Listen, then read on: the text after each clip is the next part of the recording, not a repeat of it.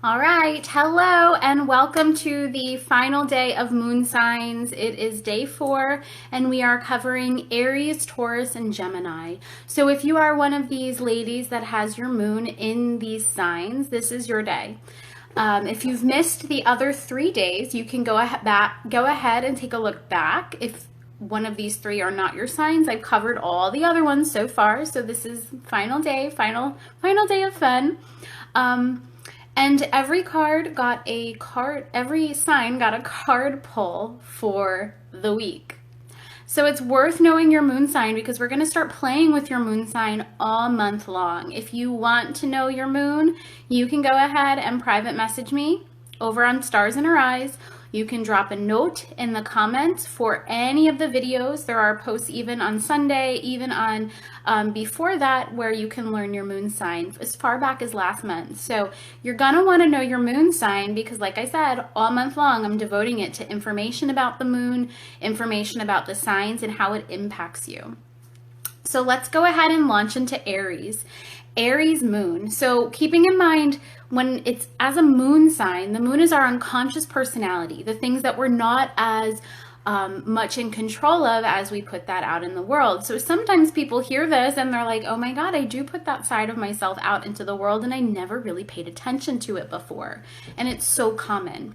With the moon, you also gain a little bit of knowledge into your core belief system. So what makes you really go forth into the day? What really fuels your life? And in addition, your triggers. So it's important to know those triggers because once you know them, you know to either steer clear or you know to anticipate them and have those coping mechanisms in place.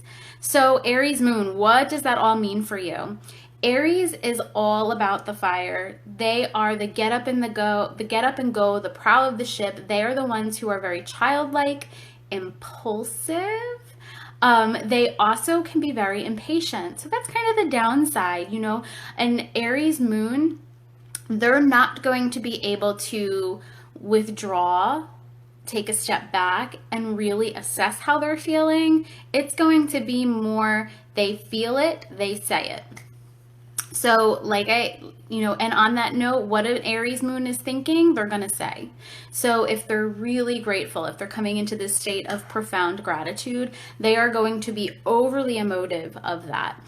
If they're angry though, watch out because you might be their target. They know how to go after what they want. So if they want to feel really loved, they are going to go after and find a partner that's going to make them feel really loved. They're very authentic. Aries moons, they are one of a kind. So there's no putting them in a box similar to that Aquarius energy. But the Aries moon is fiercely independent. So they're not going to be in relationships or in scenarios where they feel trapped. That being said, even when they go through that and they kind of experience that, they are very resilient. So they're very capable of getting out of situations they don't want to be in. I'm just talking about love life here, but it's not limited to that. So for example, if an Aries moon were to get into a relationship that starts to limit them, they are not going to stay in it very long and they will have no qualms about putting that person out to the curb. They will get rid of them and move on pretty quickly. Aries moons, they have that youthful soul. So their emotions are very raw. And that's where that impulsiveness and that impatience comes into play. And then Aries moons, they are much happier to be alone if they don't find the person who stimulates them. If they don't have if they go to a get together and they are surrounded by people that aren't kind of filling that need for dialogue, for conversation, for creativity, they'll just leave. They have no problem doing that. You can nurture your Aries moon with meditation. And that's so hard for an Aries, that fire sign, that go, go, go, because here is where you start to tame that side of yourself. So that lower expression of the Aries, that impatience, that overdoing it, that is how you tame it. That's how you call it into check. Like I said, it's going to be very hard for an Aries moon. My suggestion is always start at 5 minutes, just sitting quietly and let your mind wander for those 5 minutes. Build on that. The following day, continue to sit for 5 minutes, start to narrow, start to focus just on the breath. And so build that as a habit. Aries moons work beautifully with the other fire signs. They will find people that really serve their wild side. However, that can create some power struggles. So it's a double-edged sword, but that we're seeing that in all the signs. Everything, kind of saying who you partner well with is like saying, I don't even know what it's saying. It's you can partner well with all of the signs if you learn to control your energy and to acknowledge the energy of others. Other ones that serve an Aries really well are air signs because their perspective is in check, but also an air sign because they have that rational thinking, that information gathering. They're not going to take shit from the Aries. And Aries, they will give shit. They will not hold back. They are feisty, they are fiery, and they are explosive. And so that kind of sounds like I'm down on an Aries moon, but it's not, trust me. So the thing is that as much as that works against them, that works for them.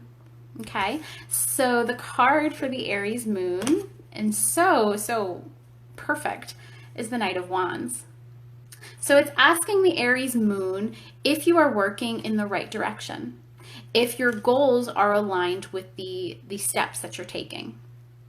And that's a big one because typically in Aries, like I said, they're impulsive. They are impatient. They will go, go, go. And they're very independent, so they're not always open to take feedback from others. So checking in, making sure that the actual work you're doing aligns or kind of is leading you towards that end goal that you have in mind is key. It's critical. So let's move on to Taurus, because Taurus is kind of the moon sign that sometimes blows me away, because when you think of a Taurus, you think of the bull. So very steadfast, bulky, heavy, but the Taurus moon is one of the most deeply feminine of all the moon signs. And so I think that's such a beautiful balance for them. They have the bull, they have the heavy, like the steadfast, the balance, but they also have the emotional side of the feminine. So Taurus moon, you guys are the earth mamas. Okay, so there is nothing that fuels you more emotionally than getting outside and tapping in to the world around you. Whether that be catching lunch with a girlfriend, sitting there outside enjoying the breeze, sipping a glass of sangria or a mimosa, or gardening. Those are the things that really fuel you and really tap into that emotional energy. That being said, because they have this kind of scope of the world going on, a Taurus moon will also be very devoted. And from that devotion, they tend to overextend. And because they almost have like this nurturing aspect that a Cancer moon would have, rather than letting somebody do it themselves, a Taurus moon, just out of pure taking care of someone, will try to do it for them. And that can cause some power struggles, some issues between the Taurus moon and their companions, whether it be their children, their partner, their romantic partner, their colleagues, their employees. That can really come up against the Taurus. As much as they come from a good place when they're doing it, it can be something that limits them. So what are the Taurus moon shortcomings? So like I said, that deep devotion is a beautiful thing, especially if you're on the receiving end. Sometimes it's really nice because nobody's going to love you as deeply and as completely as the Taurus moon. But at the same time, that devotion leads into overextending. The overextending is not limited to giving of your time. It can be giving of money. You can become an overspender. You can overindulge yourself and overindulge others. Taurus moon, you want somebody in partnerships that is going to truly love you and make you feel secure. I mean, and we all want that, but security is of utmost importance to Taurus. So the grounding that they have, they also want it returned to them. They have that true goddess nature. So Gaia, Mother Earth, that is kind of the energy that when you come in contact with a Taurus moon, you're going to naturally feel. You're going to actually sense it. It's going to be in their aura. And then one thing, so they're sometimes underestimated. They're incredibly sweet women, but they are tough as nails. So it's kind of a nice thing, but it will catch you off guard. So while some people might think like, oh, they're overly connected to me, they're gonna give, they will call it into check. And when they do, they're not gonna half-ass that. It's going to be cut you off at the quick. And then, so some suggestions, how to nurture your Taurus moon, if that's your moon sign. Being out in nature, which we talked about before, is so therapeutic for that Taurus moon. What they can do is actually just stand and imagine all of your struggles, everything that's limiting you in the moment, surrender them to Mother Earth. Feel it trickling out the fingertips, let it seep down into the earth, let the feet feel soaked into the grass, into the soil, and surrender. Just completely practice that art. That is going to be so beautiful for you. Gardening, of course, where you're getting your hands dirty, where you're actually creating with what built you. Very good. So that routine times outdoors, meditation. I kind of am making that suggestion for all the signs, but they all have different aspects of meditation that are really helpful for them.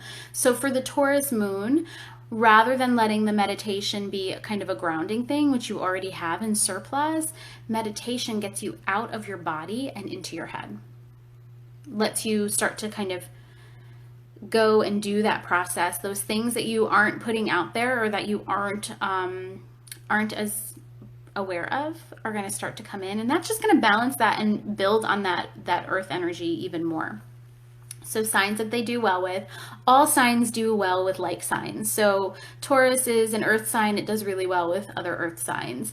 They're going to enjoy the outdoors with you. You're going to have very similar interests. You're going to have very similar kind of viewpoints or, values. And then the water signs. So water signs are highly emotional, and they're going to take you out of that grounding, that hunker down type thing, and they're going to ask you those questions. They're going to be able to swim the emotive waters with you.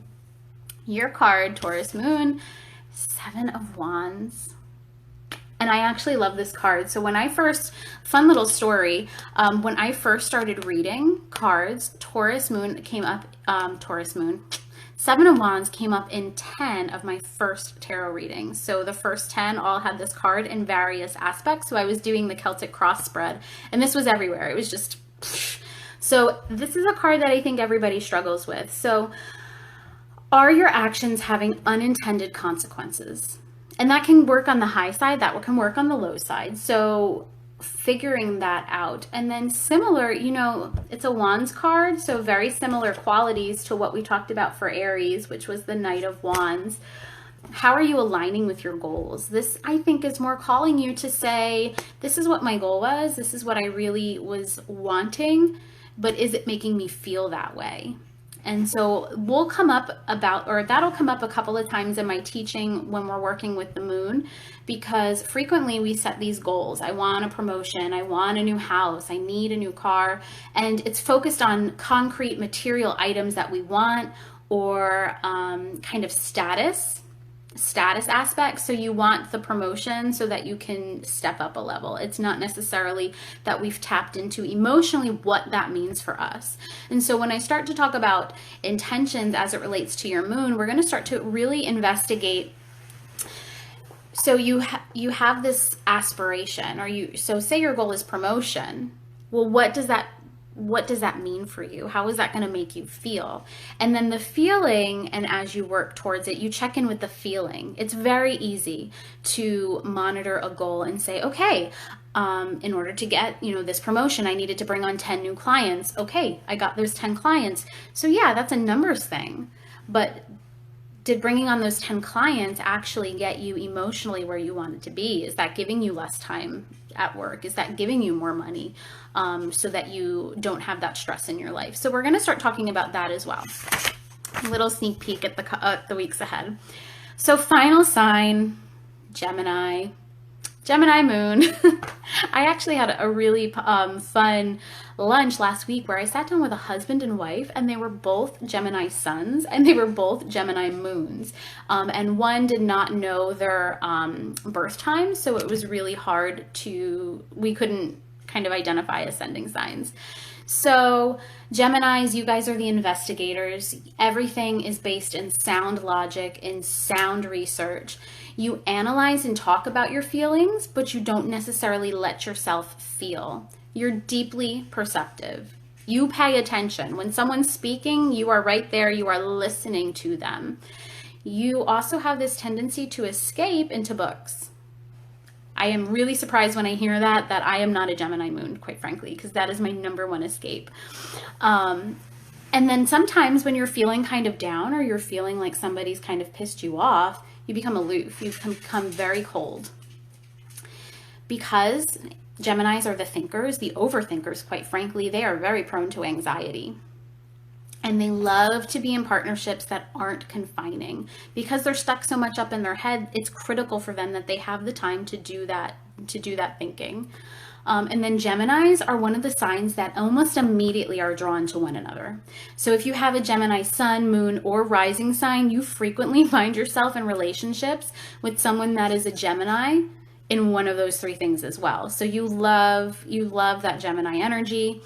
And then one most important part about Gemini, when Geminis are up, they are up, okay? But when they are down, they shut it down. And it's very hard for a Gemini to work their way out of that. Ways to nurture it. Number one is discipline, giving yourself time to actually step out of your head and move your body. So discipline and then moving, like physically going out and taking a walk, going to yoga, getting out and doing something with a friend as opposed to meeting up with them to talk. They do really well with writing. Journaling is so therapeutic for the Gemini moon. Signs that nurture. So the air signs, like I said, so this couple that I met with, they've been married for, I don't know, they're both in their 60s. They've been married quite some time and they have a beautiful family and they're a beautiful, beautiful couple. Like they are, my relationship goal is to have this partnership, because even when I was doing their reading, they were so into even the other person's sign, and not in a way that they could use it against each other, but just like, oh my God, that is you. That's so crazy. Like, how can I help? Like, how can I work better with you? And so I loved that about them. And then fire signs. So that thrill, that sense of adventure is going to get you out of your head and into your body. Card for the Gemini moon, master of reception. And that is such a Gemini thing. So keep on diving into that unconscious thought. Keep on doing the work. You can see that his throne is sitting on the water being that of our unconscious. So that's a beautiful card for the Gemini moon. Keep on asking yourself the questions that you're not wanting to answer. It will serve you. It will help you explore life. It will help you explore your sign. And just start to come into that Gemini energy where you're very rational, Gemini, but you're not so willing sometimes to deep into your feelings and your thoughts. So it's just a card that's calling you to do more. Thank you so much for joining me for Moon Week, or we're going to be doing Moon Month. I cannot wait to hear what y'all think about your different signs. If you don't know it, please remember you can reach out and I will tell you, and that's free. I tell you because that's kind of what I do, and that's how you're going to get the most out of my page and my upcoming Facebook group. So much love, all the gratitude in the world. Have a beautiful day. Bye.